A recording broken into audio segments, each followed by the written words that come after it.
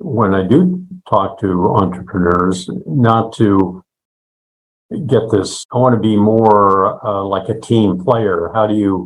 So people aren't afraid to ask questions, whether they're dumb or not. There probably is no really dumb question. I'd like the person to be totally relaxed when I'm with them and talking with them, so they don't feel like you're just a startup or whatever. I've done this and blah, blah, blah. And I've seen people go through that where their heads get bigger than their brains. And it's a little disconcerting because it intimidates those people that you don't want to intimidate. What you want to do is bring out the best in the entrepreneur. Yeah, interesting approach. And I think you definitely just have that sort of humble and unassuming way about you.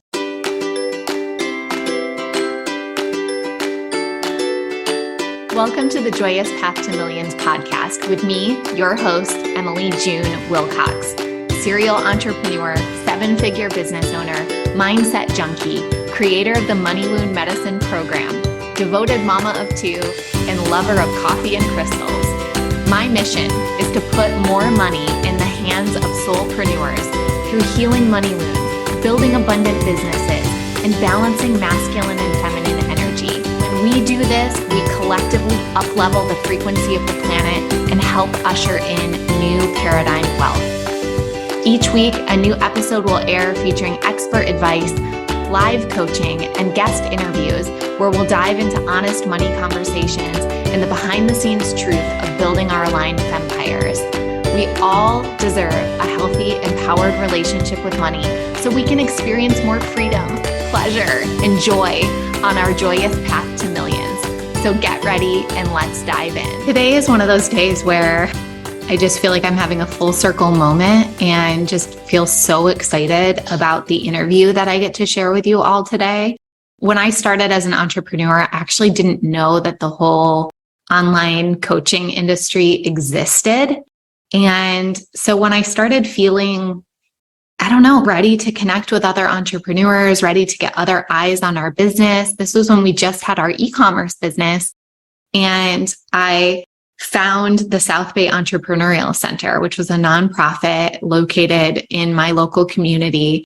And you paid a fee and you got to plug into this community and you were given a volunteer mentor. And although the person I'm interviewing wasn't the volunteer mentor that was assigned to us, he was plugged into this community and he was a mentor there. And that was how we started our connection. And then he became an informal mentor for Jeff and I, especially as we were starting the agency. So his name is Roger Ignon, and he's been so crazy successful. And yet he's the last person who would tell you that. And he was even hesitant about coming on the podcast because he didn't really feel like his story necessarily was going to be that interesting for other people. I'm like, you invented a product that is now a household name. I'm pretty sure that will be interesting to people. So I'm super excited to share with you Roger's story. He is the inventor of the HydraFacial. He started 4 different companies, all of which were successful and sold to strategic buyers or investment funds. He was the president of a division of a publicly held medical device company that specialized in infection control. And then his most recent company, where he was president and CEO, designed, manufactured, and marketed patented Class 1 medical and beauty devices and products, which are sold throughout the world today. He holds several patents and a wide array of knowledge in product and business development, intellectual property, operations, in addition to sales and marketing. He's been a hands-on operator and entrepreneur, and I just think it's so incredible to hear stories of folks who started in a garage, so to speak, and then now have grown into 9-figure companies. So if you're as excited about that as I am, you are going to love today's interview with Roger. Happy Friday. How are you?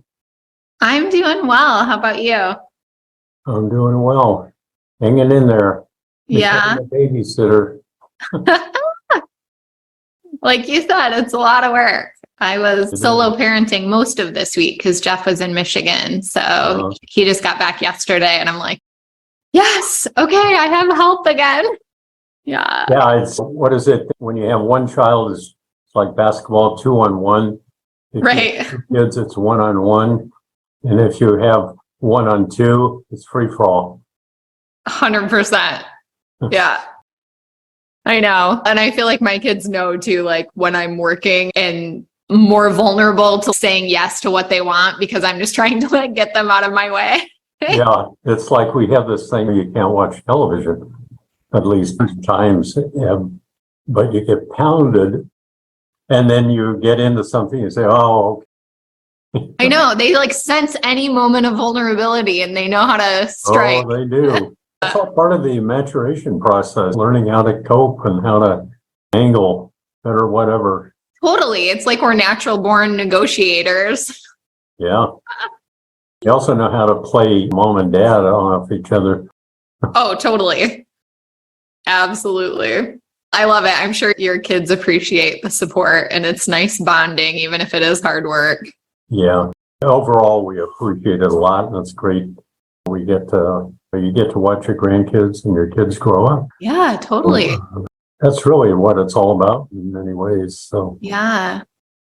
Thank you so much for agreeing to come on the podcast. I'm really excited to give you a place to share your story. I think what you've done is so incredible and it's inspiring to so many people. And in your desire to have a low profile, maybe it's been low enough that not too many people have heard your story. So basically, we're just going to dig into you and like how you got into this work and what the entrepreneurial journey has been like. So I guess where I'd love to start is, I don't know if you would say you're a co-founder or a co-inventor of the HydraFacial. And what I know about it is that it seems like pretty complicated and there's a lot of intellectual property and patents and that kind of thing. And anytime I hear about someone inventing something like that, my mind just wonders like, how on earth did you get into that or even think that would be a needed product? So can you just share some of the backstory? sure. The first thing is that it's very rarely one person. In my case, I happen to be the driver of it.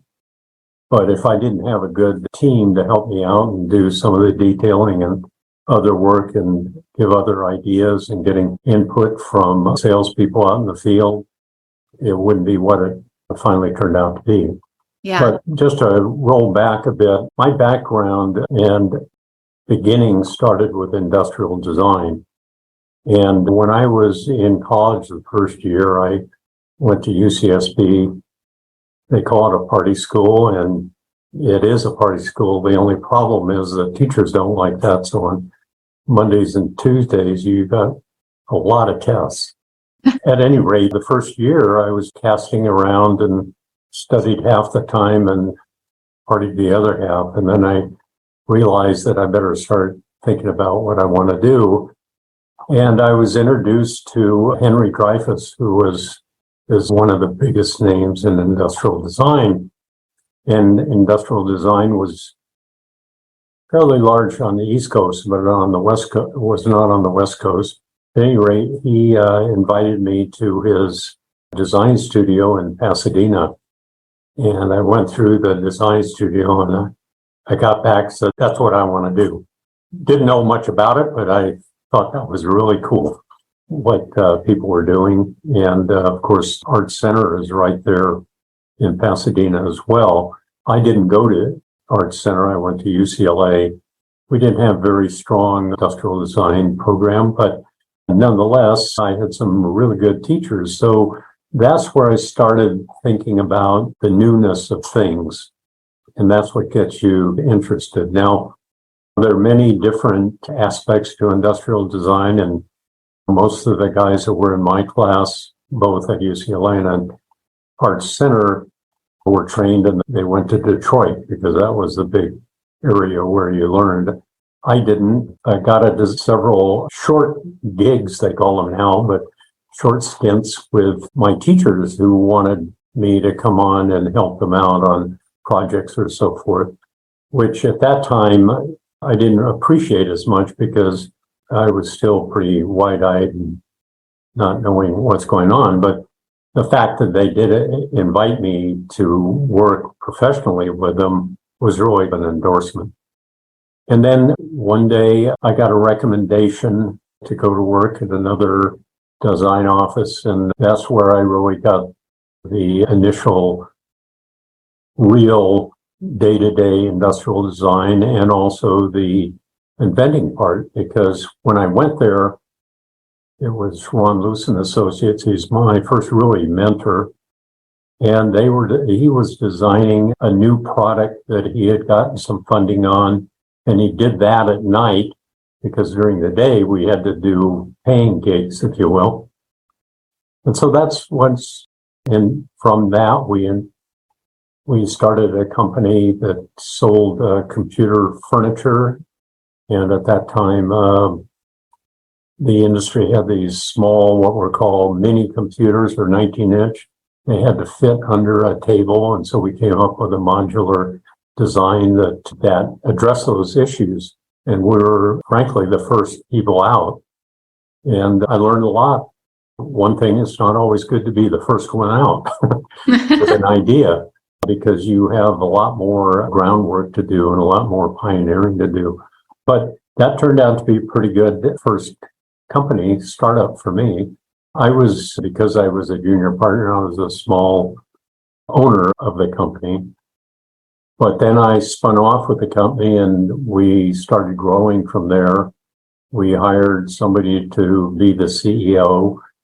And as we grew, the person we hired as a CEO was a good guy, but he had some issues that I won't go into. But eventually I ended up running the company. And this is another thing that you find out I took 4 or 5 business courses, but they were more theoretical kind of business, not so how do you bill an invoice? How do you make an invoice? What's a packing slip? All those kind of nuts and bolts things that you're not really taught in a university or setting. I was going to school at the same time that we were building this company. And I got to say that you're always going to school, whether you've started something, it's mature, what have you, because nothing is the same day to day.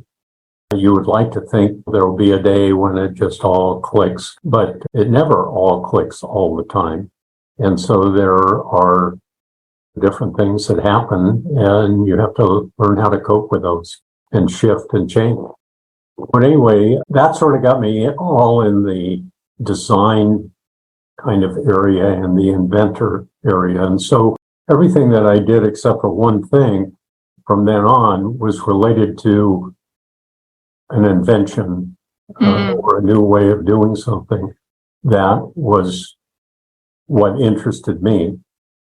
Does that apply to any entrepreneur? No, it was just my particular strength. And I think that's a thing I've thought back on it many times. And as an entrepreneur, as a wannabe entrepreneur, I think it's important to understand who you are and play to your strengths. That doesn't mean you can't learn new things, but where do you really feel good and comfortable? Because being an entrepreneur is not easy. So you want to cut down the odds of failure and you want to work from your strengths. I'm probably getting off track a little bit here, but so when we finally got to starting Edge Systems, that is now a publicly owned company, I had a business partner who was great. We really complemented each other, but we had both been in a public company together. So we knew the market that we wanted to go in, we knew people, and we knew each other, strengths and weaknesses, that type of thing. So we started out designing smoke evacuators for surgical applications where you have electrocautery, there's smoke that comes up, and a smoke evacuator is a fancy word for vacuum cleaner with a high particulate OPA filter to take all the particulates out of the air that come up through the tissue that's burnt. And we developed that product. We actually bought the rights to a product that already had FDA approval. The product was not very good, so I ended up redesigning it. At that time, CAD was coming out. I knew nothing about CAD, so I would draw little design ideas and things, and then I recruited a fellow that I knew that had a CAD machine, and I worked with him. And going forward from that standpoint, I always did my designs more thinking about it and then doodling with it, and then having the actual hard design, the drawings that you can manufacture to everything done by one or two, or we built it up to I think we were never that large. We had about 6 designers, but we were the first to have 3D printing machines, so we could. So it was incredible. I could sit down, noodle something out, give it to the guys. They would harden it up, and they'd put it on the printing machine. The next morning, we'd have parts. That's how fast it was. When I started out in the business, do the hard drawings on a drafting machine, and then you would take it to a machine shop, and 6 weeks later, you'd get it. And if you missed a dimension, you were out of luck. Technology during the time I was active was just taking everything and taking it down to days and minutes versus weeks and months. So we started out with these surgical smoke evacuators because we knew the market. The company that I ran before was a company called Stackhouse, and they were a publicly owned company that made both smoke evacuators and surgical gowns used in orthopedic surgery. They were actually spacesuits. When they were sold, Bill and I decided, let's do our own thing. And so we started with smoke evacuator, partly because we knew the market, and we also knew that there was a new device coming out in the laser surgery that created a tremendous amount of smoke. And the company, I went to our company and said, I think we should get into this. And they said, no, we're not interested in developing any new products. That's when we decided to spin off and do it. And that business was pretty good. The theory was that you sold the machine, and then there were these filters and tubes that were consumable, and they would be used once or twice, and then they would put new ones in. The reality is that they didn't replace it as often as we thought they should. And so we started casting around for other products to sell. And Bill, my partner, went to a trade show that was for lasers. And we saw this big crowd around this one booth, and he went over and he saw microdermabrasion. So he said, geez, that looks like something we could do. So he came back to me and told me about it. And he said, let's try it. And so we did. And at first we were like everybody else, and they had problems with the clogging. And I was able to design a new system that we got a patent on that allowed us to not have clogging. And that really helped us propel forward. And our partnership was really important. Bill did most of the selling in the early, and I did everything else. And then I started getting the idea for a liquid-based microdermabrasion, because with microdermabrasion, for those that don't know, it's crystals that are embedded in a talc kind of thing, and they blow all over the place, and there's sand on your face. And it's not the greatest thing when you've had it done. It leaves a great finish, but it also leaves all this debris. It feels like you went to the beach and you want to take a shower. Yeah. I started doodling around with the idea of liquid-based, and I had several people helping me build them, and then we would test them out. And I still have the first. I said, what if we put 4 tubes together and then we do a mixture so we can do different kind of procedures? We did that. Then we got an esthetician to help from the standpoint of what are the best fluids that we could use. And so that's how it all started. when you start a new category, and HydraFacial is a totally new category, it really takes a long time to get the wheel going. Even though we were beginning to be known, we weren't known like it is today. We're still a small company running on our bank accounts, essentially. And it wasn't until 2010 that we hired some really good salespeople, and we really started to take off both domestically and internationally. And Bill, we split up duties then, and I helped with the domestic side of the sales, and Bill started doing international sales. For a pretty small company, we had sales all over the world within 3 years of introducing the HydraFacial. That did a lot to increase our image. And I remember going with our sales guys to Fort Lauderdale. There's a big aesthetic show there. And I forget when that was, about 2011. And people were coming to the booth saying, I have to have a HydraFacial system. And then I knew now we're starting to make traction on our sales. Yeah, when people start coming to you saying they need your thing instead of you going to them. It puts a different twist on things for sure. You can't get complacent though. You go to one show, you can go somewhere else and somebody still have no idea who you are. Because we didn't have the budget to do large scale advertising and sales like that. One of the things after that was in 2012, we decided to take some money off the table. And Bill and I own the company entirely. We did it all the wrong ways. We used our own money, but we had a lot of things that we knew could work before we invested our money. That was a good thing. But 2012, we figured it was time to take some money off. So we did. And we found a venture company that they weren't really a venture. They liked companies that were mature and running, but hadn't reached their total peak yet. Yeah. And one of the interesting things is, other than having some money so you weren't constantly worried, what is the next big thing that's going to knock you out? Because we had gone through 9/11, the business is stopped for about 90 days, especially on the East Coast. And then we went through the Great Recession. Yeah. It was also really tough. And we got hit pretty hard for about a year. But the nice thing about aesthetics is people always still want to look good. And you have to look good. You have to look good when you go out looking for a job. At any rate, we thought it was time to take some money off. So we did.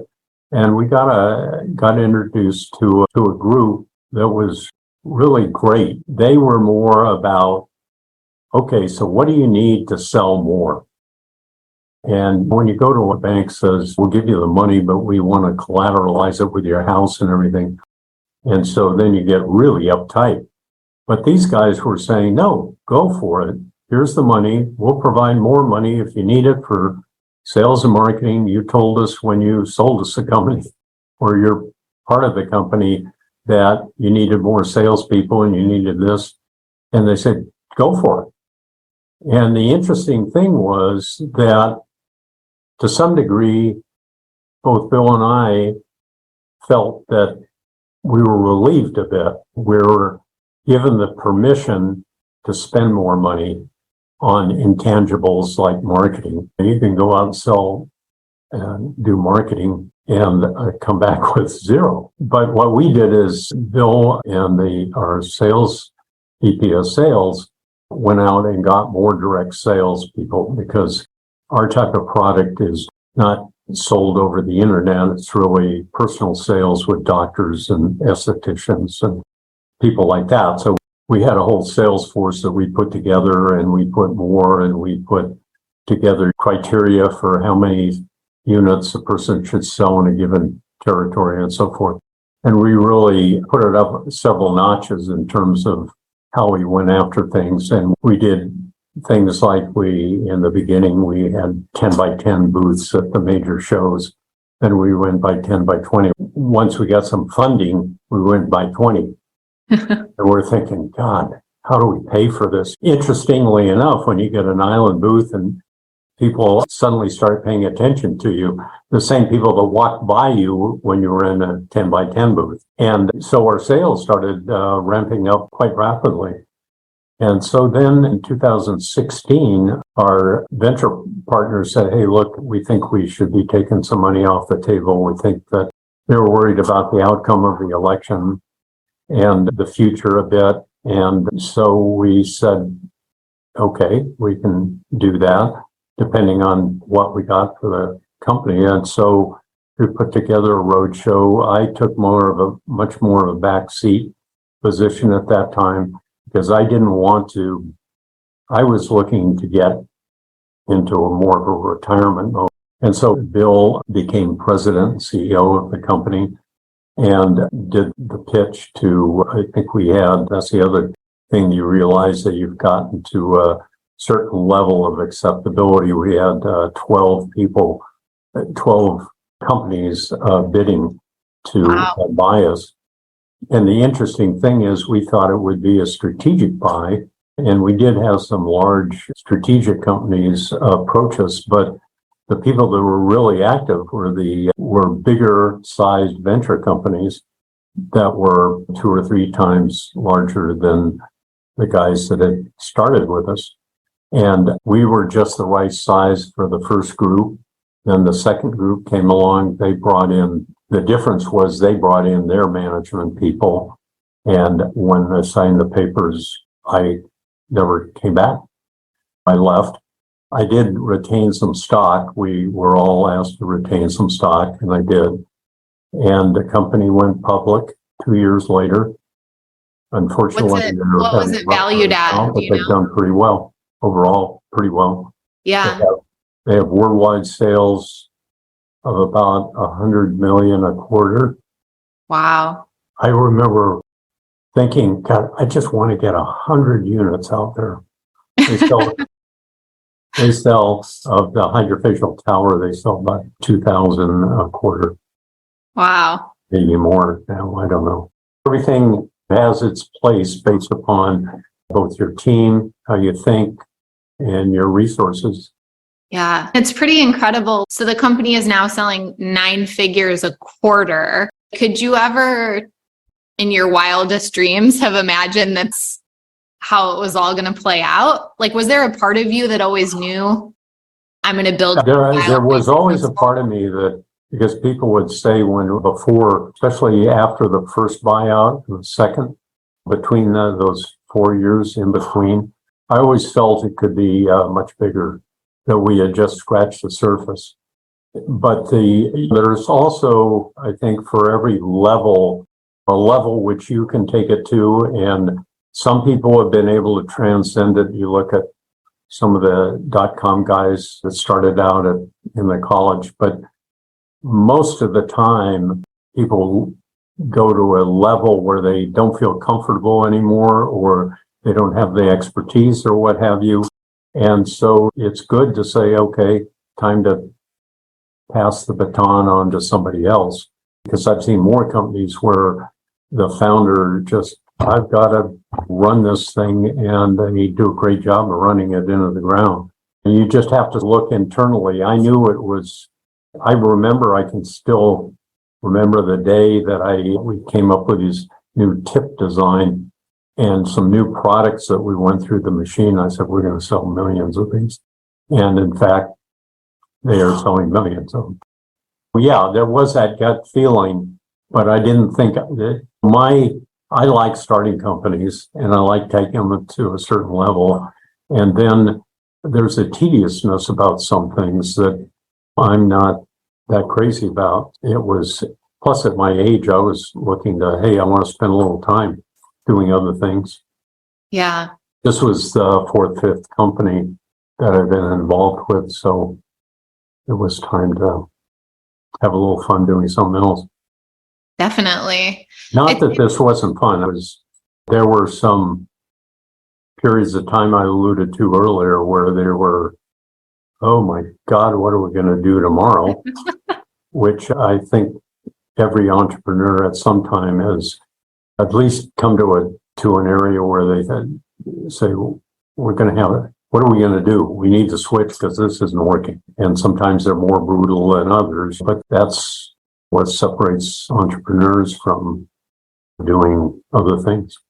In your sharing of your story, I feel like there are some serendipitous kind of moments along the way. You took the idea to the company and they said, we don't want to do it. And that led to the spinoff and going to that trade show and seeing the crowd around the microdermabrasion. Like, it feels like there were kind of these moments where, I don't know, maybe there was a little bit of luck involved. So I'm curious what your perspective is on that, like luck in business versus just tenacity and persistence and all of that. There's no doubt there's a tremendous amount of luck.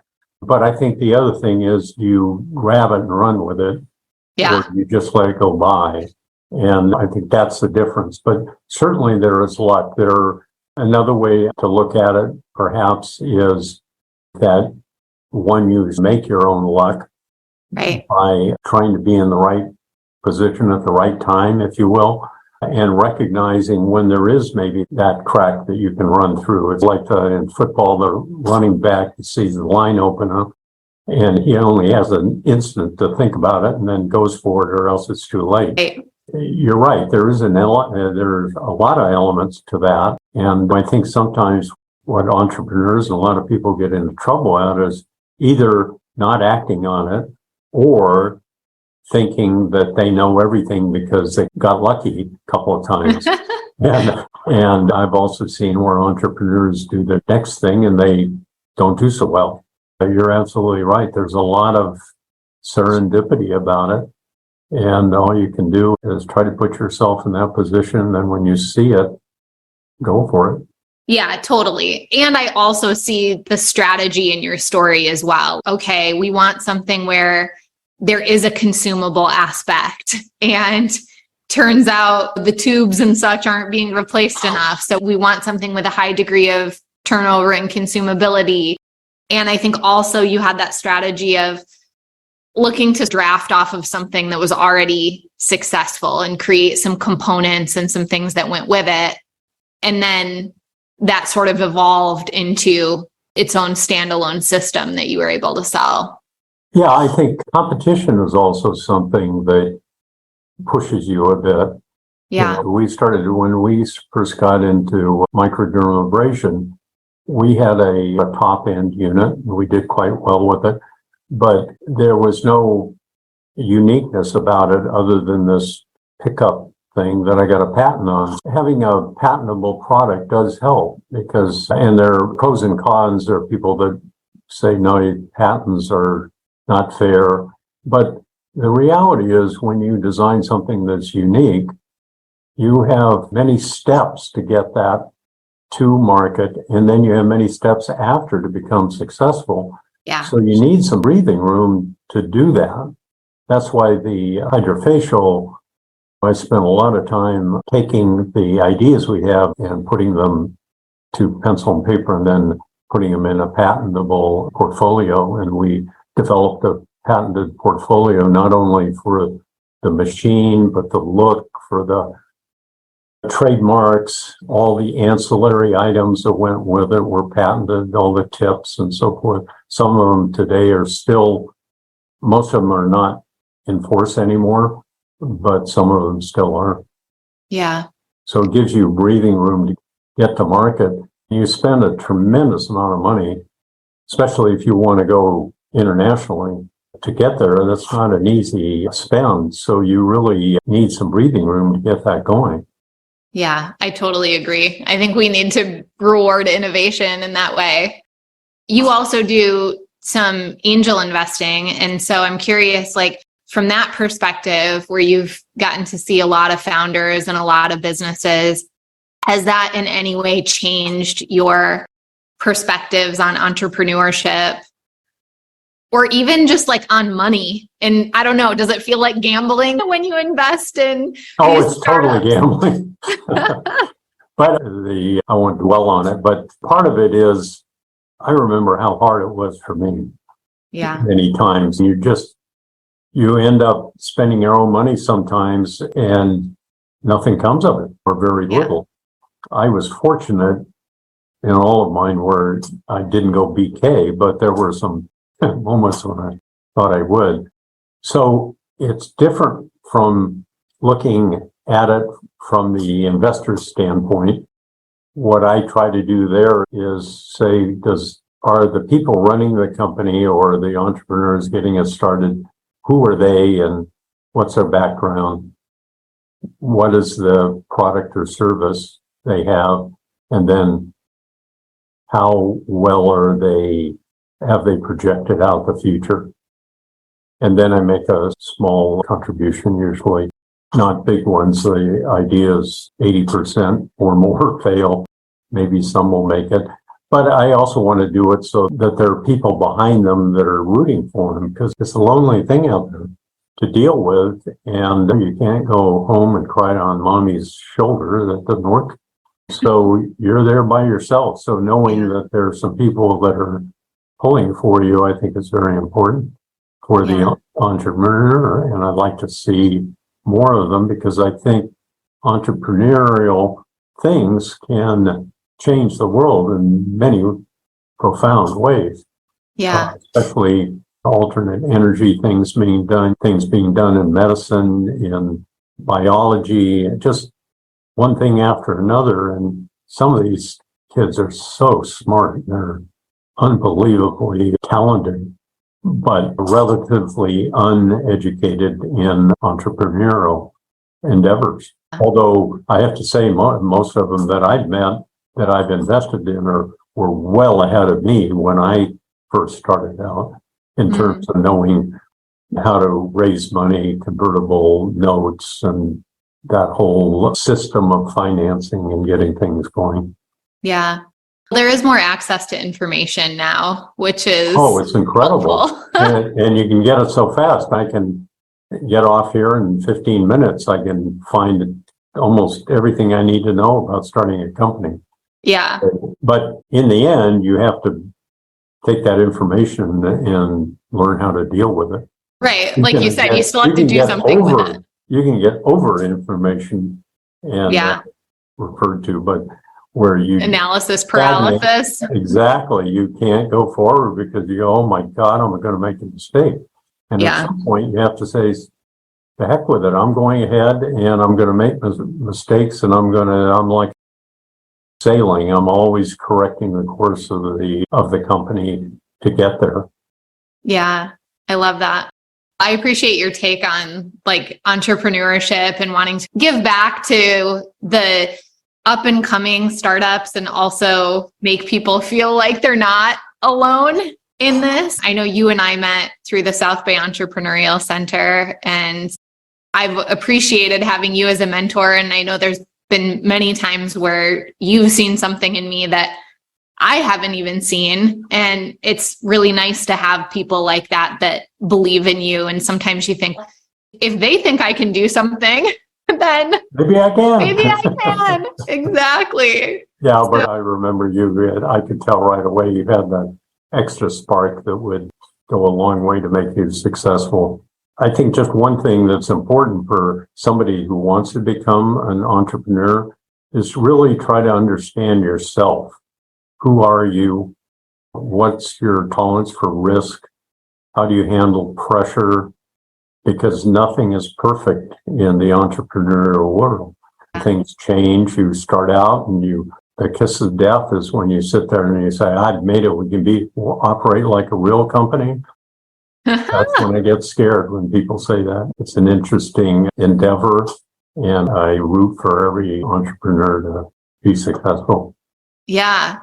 And I was trying to think about this. When I met you, I think it took a while before I was able to put the pieces together and realize like how successful you had been as a business owner.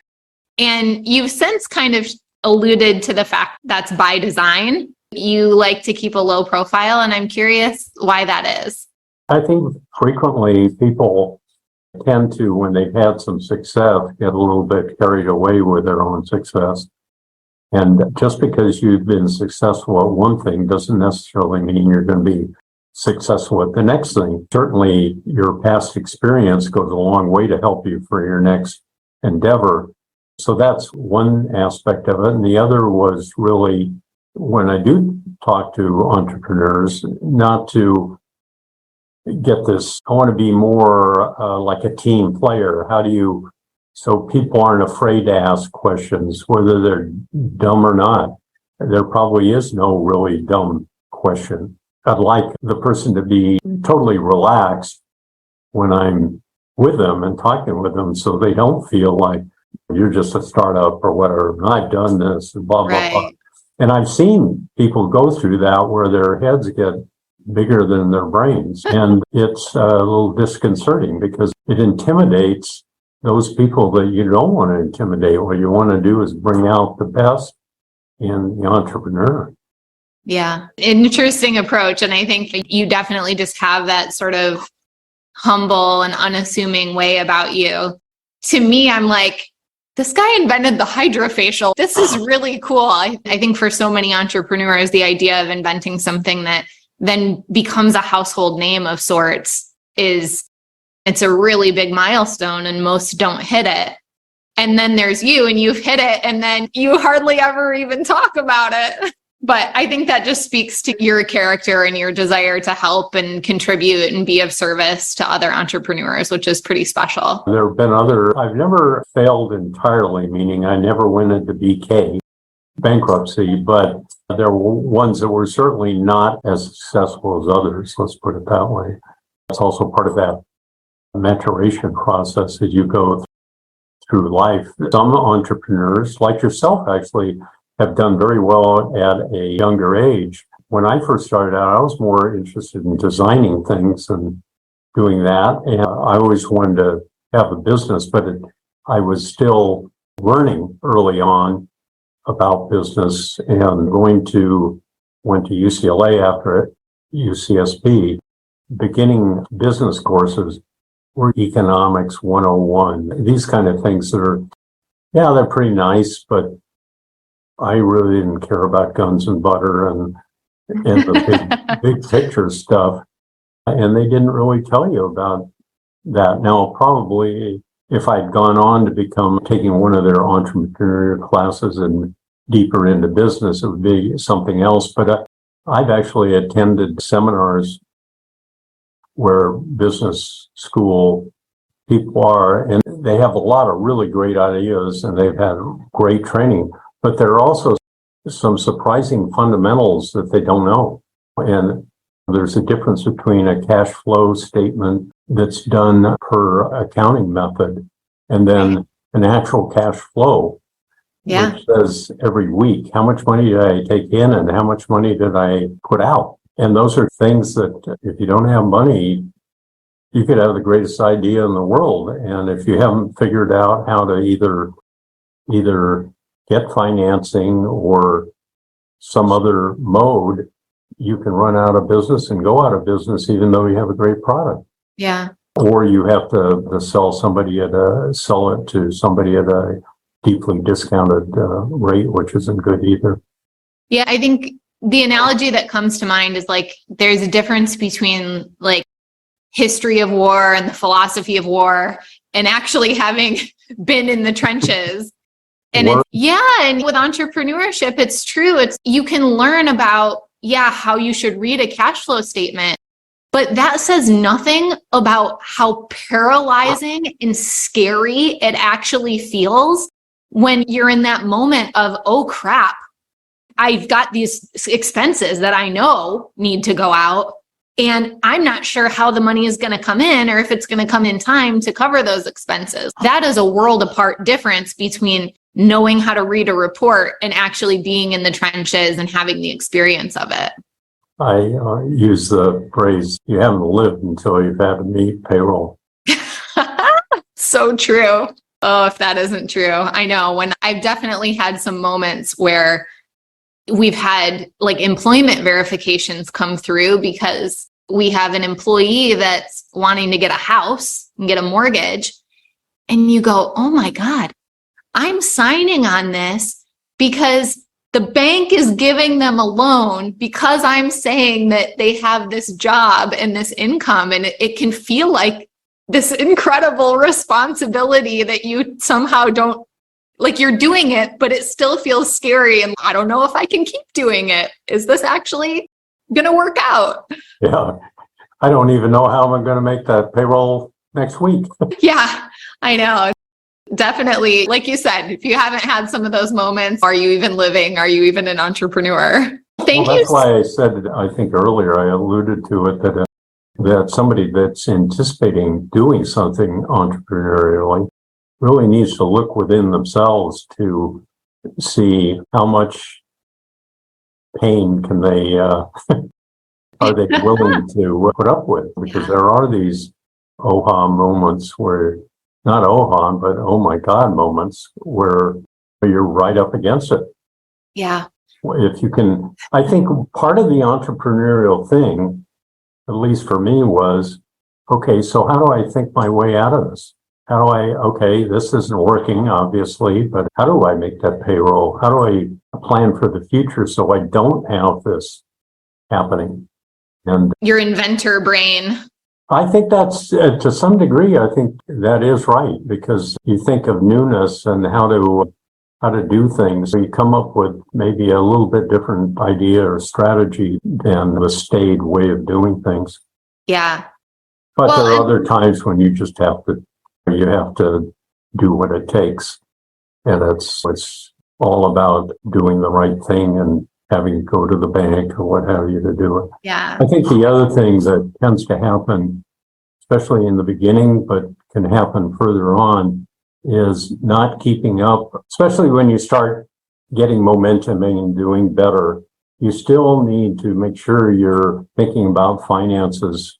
Not maybe you're doing fine now, but what are you going to be doing 6 months from now? What things could you be doing? And an example would be still go see your bank on a monthly or quarterly basis. Get to know somebody, either the manager or the assistant manager that has some pull. Bank with them so they get to know you and they see you coming in on a regular basis. Other things would be to attend seminars and pitch contests and things like that, because you meet people that are going there because they're investors that want to see what new thing is out there, because investors are always trying to find an investment that nobody else knows about so that they can get a leg up on it. There are all these things that you sometimes forget to do because you're so immersed in that. And as a founder and CEO, you need to actually force yourself to attend these kind of things and go out to lunch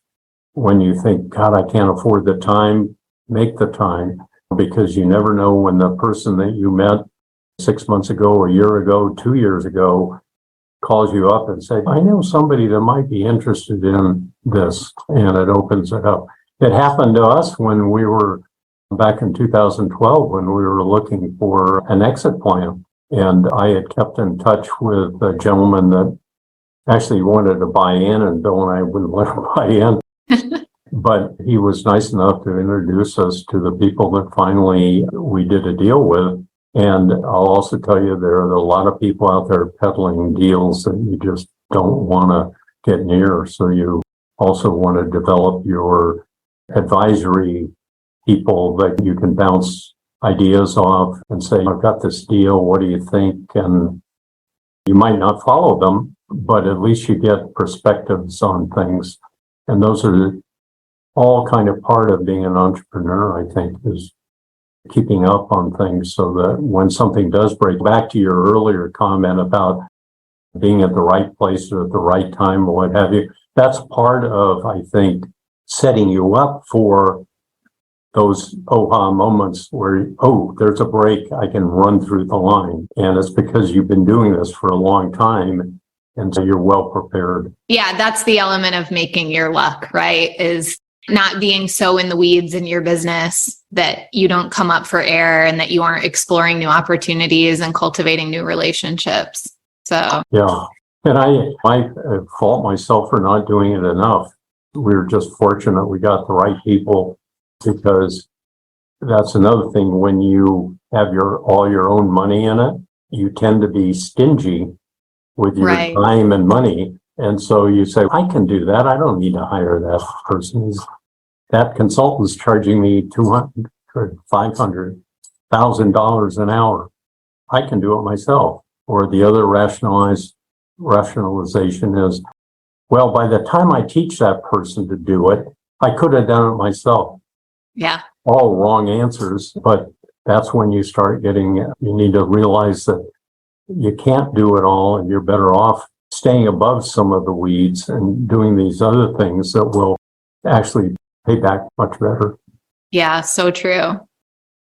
Thank you so much for coming on the show and sharing your story and just all of these little pieces of wisdom that were woven into this conversation. As I said to you, you may not see it, but I really believe that your story is so inspiring and is so interesting for many entrepreneurs. And I just appreciate and feel honored that you were willing to come on the show and share it here. So Well, thank you. Thank you for being a mentor. Thank you for being an inspiration, and really appreciate you.